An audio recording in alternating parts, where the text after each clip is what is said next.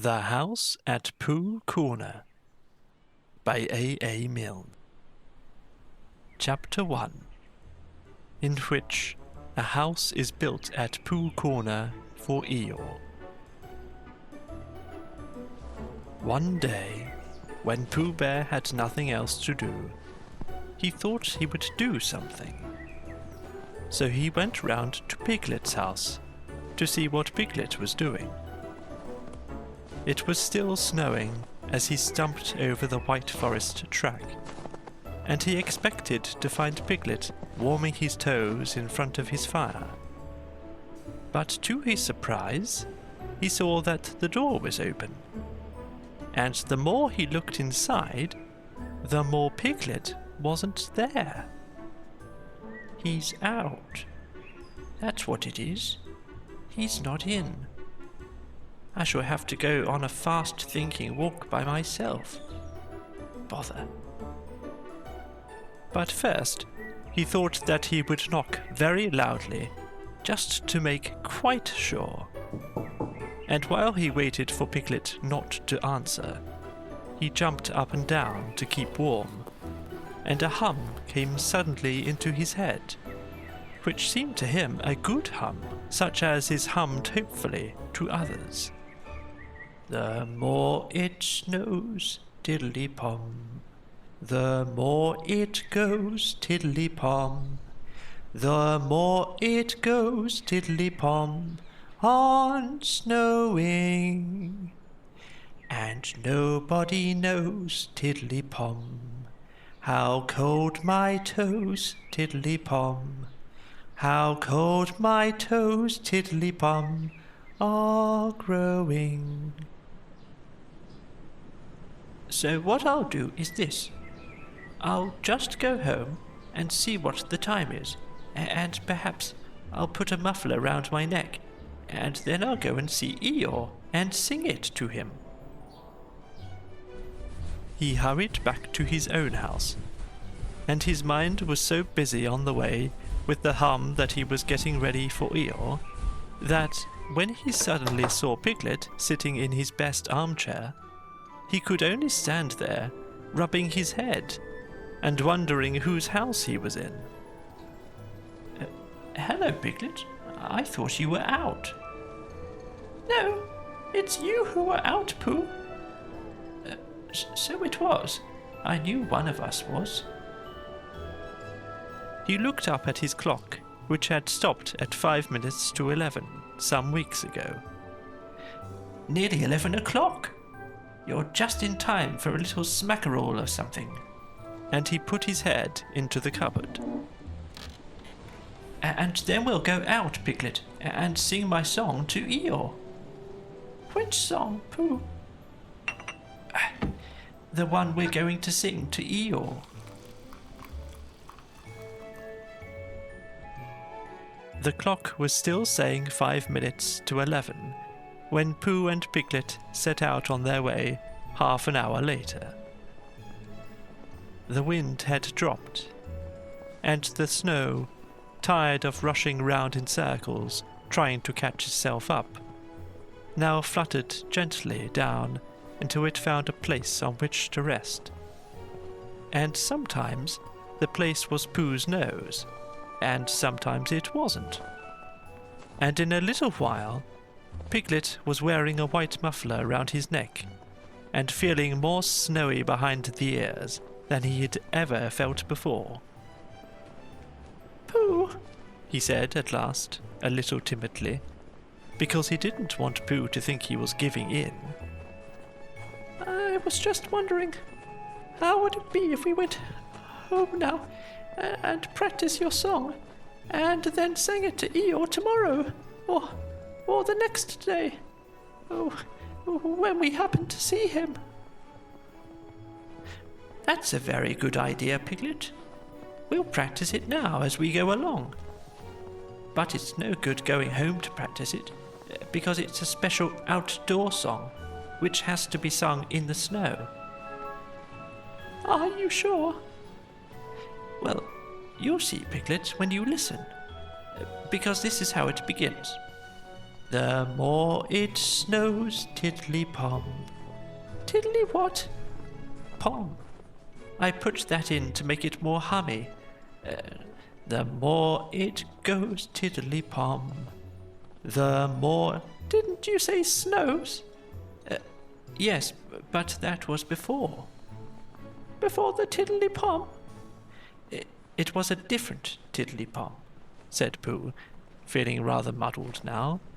I'll sing it to you properly, and then you'll see. So he sang it again. The more it snows, tiddly-pom. The more it goes, tiddly-pom. The more it goes, tiddly-pom, on snowing. And nobody knows, tiddly-pom, how cold my toes, tiddly-pom. How cold my toes, tiddly-pom, are growing. He sang it like that, which is much the best way of singing it. And when he had finished, he waited for Piglet to say that, out of all the outdoor hums for snowy weather he had ever heard, this was the best. And after thinking the matter out carefully, Piglet said, Pooh, it isn't the toes so much as the ears. By this time, they were getting near Eeyore's gloomy place, which is where he lived. And as it was still very snowy behind Piglet's ears, and he was getting tired of it, they turned into a little pine wood and sat down on the gate which led into it. They were out of the snow now, but it was very cold. And to keep themselves warm, they sang Pooh's song right through 6 times. Piglet doing the tiddly-poms, and Pooh doing the rest of it, and both of them thumping on the top of the gate with pieces of stick at the proper places. And in a little while, they felt much warmer and were able to talk again. I've been thinking, and what I've been thinking is this. I've been thinking about Eeyore. What about Eeyore? Well, poor Eeyore has nowhere to live. Nor he has.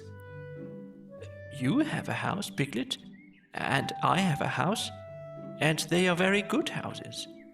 And Christopher Robin has a house, and Owl and Kanga and Rabbit have houses, and even Rabbit's friends and relations have houses, or some things. But poor Eeyore has nothing. So what I've been thinking is this.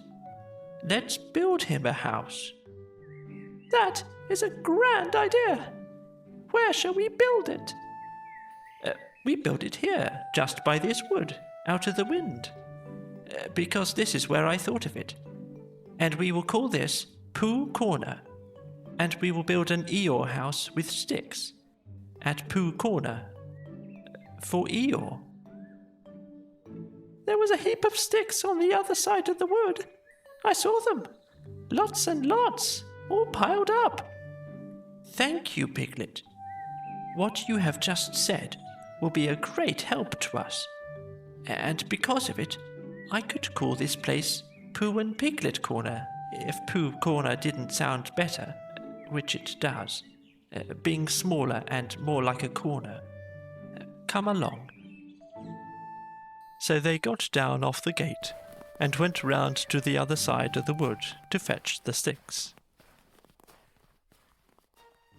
Christopher Robin had spent the morning indoors, going to Africa and back, and he had just got off the boat and was wondering what it was like outside, when who should come along knocking at the door but Eeyore.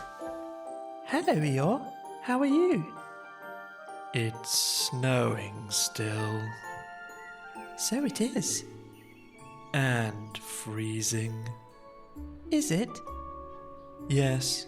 However, we haven't had an earthquake lately. What's the matter, Eeyore? Nothing, Christopher Robin. Nothing important. I suppose you haven't seen a house or whatnot anywhere about? What sort of a house? Just a house. Who lives there? I do. At least, I thought I did. But I suppose I don't. After all, we can't all have houses. But, Eeyore, I didn't know. I always thought... I don't know how it is, Christopher Robin. But what with all this snow, and one thing and another, not to mention icicles and such like, it isn't so hot in my field about 3 o'clock in the morning as some people think it is. It isn't close, if you know what I mean. Not so as to be uncomfortable. It isn't stuffy. In fact, Christopher Robin, quite between ourselves, and don't tell anybody, it's cold. Oh, Eeyore! And I said to myself, the others will be sorry if I'm getting myself all cold. They haven't got brains, any of them. Only grey fluff that's blown into their heads by mistake. And they don't think. But if it goes on snowing for another 6 weeks or so, one of them will begin to say to himself, Eeyore can't be so very much too hot about 3 o'clock in the morning, and then it will get about, and they'll be sorry. Oh, Eeyore, said Christopher Robin, feeling very sorry already. I don't mean you, Christopher Robin. You're different. So what it all comes to is that I built myself a house down by my little wood. Did you? How exciting! The really exciting part is that when I left it this morning, it was there. And when I came back, it wasn't. Not at all very natural. And it was only Eeyore's house, but still, I just wondered. Christopher Robin didn't stop to wonder. He was already back in his house, putting on his waterproof hat, his waterproof boots, and his waterproof Macintosh as fast as he could. We'll go and look for it at once. Sometimes, when people have quite finished taking a person's house, there are 1 or 2 bits which they didn't want, and are rather glad for the person to take back, if you know what I mean. So I thought if we just went, come on! Off they hurried, and in a very little time they got to the corner of the field by the side of the pine wood, where Eeyore's house wasn't any longer.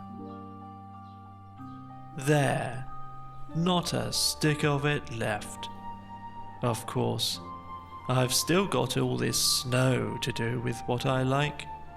One mustn't complain. But Christopher Robin wasn't listening to Eeyore. He was listening to something else. Can't you hear it? What is it? Somebody laughing? Listen! They both listened. And they heard a bear-like voice saying in a singing voice that the more it snowed, the more it went on snowing, and a small high voice tiddly-pomming in between. It's Pooh! Possibly. And Piglet? Probably. What we want is a trained bloodhound. The words of the song changed suddenly. We've finished our house, sang the bear voice. Tiddly-pom, sang the squeaky one. It's a beautiful house, tiddly-pom. I wish it were mine. Diddly-pom. Pooh! The singers on the gate stopped suddenly. It's Christopher Robin. He's round by the place where we got all those sticks from.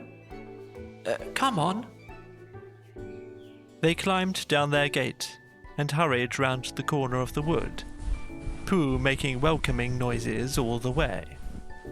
Why, here is Eeyore, said Pooh, when he had finished hugging Christopher Robin, and he nudged Piglet, and Piglet nudged him, and they thought to themselves what a lovely surprise they had got ready. Hello, Eeyore. Same to you, Pooh Bear, and twice on Thursdays. Before Pooh could say, why Thursdays? Christopher Robin began to explain the sad story of Eeyore's lost house, and Pooh and Piglet listened, and their eyes seemed to get bigger and bigger. Where did you say it was? Just here. Made of sticks? Yes. Oh! What? I just said, oh, said Piglet nervously. And so as to seem quite at ease, he hummed Tiddly-Pom once or twice, in a what shall we do now kind of way. You're sure it was a house? I mean, you're sure the house was just here? Of course I am, said Eeyore, and he murmured to himself, no brains at all, some of them. Why, what's the matter, Pooh? Well, the fact is, the fact is, you see, it's like this, said Pooh, and something seemed to tell him that he wasn't explaining very well, and he nudged Piglet again. It's like this, only warmer. What's warmer? The other side of the wood, where Eeyore's house is. My house? My house was here. No, the other side of the wood, because of being warmer. But I ought to know. Come and have a look, said Piglet simply, and he led the way. There wouldn't be two houses, not so close together. They came round the corner, and there was Eeyore's house, looking as comfy as anything. There you are, inside as well as outside. Eeyore went inside and came out again. It's a remarkable thing. It is my house, and I built it where I said I did, so the wind must have blown it here. And the wind blew it right over the wood, and blew it down here. And here it is, as good as ever. In fact, better in places. Much better. Much better. It just shows what can be done by taking a little trouble. Do you see, Pooh? Do you see, Piglet? Brains first, and then hard work. Look at it. That's the way to build a house. So they left him in it, and Christopher Robin went back to lunch with his friends Pooh and Piglet. And on the way, they told him of the awful mistake they had made. And when he had finished laughing, they all sang the outdoor song for snowy weather the rest of the way home. Piglet, who was not quite sure of his voice, putting in the tiddly-poms again. And I know it seems easy, said Piglet to himself, but it isn't everyone who could do it. The more it snows, diddly-pom. The more it goes, tiddly-pom. The more it goes, tiddly-pom, on snowing. And nobody knows, tiddly-pom, how cold my toes, tiddly-pom, how cold my toes, tiddly-pom, are growing. Oh, very good. You have a very good singing voice, Christopher Robin. Thank you, Pooh. You too. And you, Piglet. Oh, thank you, Christopher Robin. I'm quite ready for lunch now.